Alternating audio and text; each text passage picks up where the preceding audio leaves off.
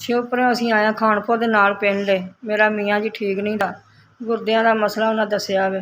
तुसीं साडा असीं लाहौर लैके आए हैं।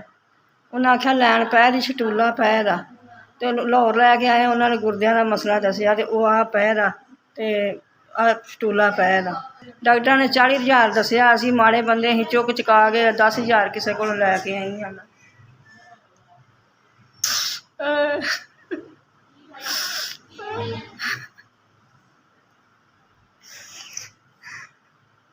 साढ़ी यार असीं कित्थों लईए, माड़े बंदे हैं असीं, नहीं इन्ने जोगे है।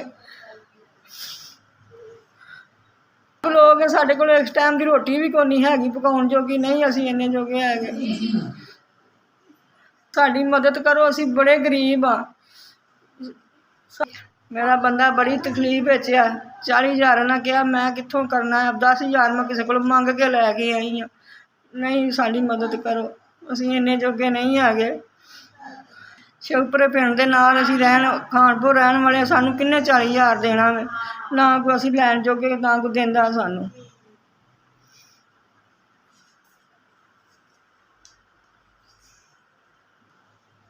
हत्थ जोड़ने, अल्लाह दा वास्ता करके साडा मदद कर दो, नहीं असीं इन्ने जोगे हैगे। सारी जिंदगी तुहानूं दुआवां देवांगे असीं।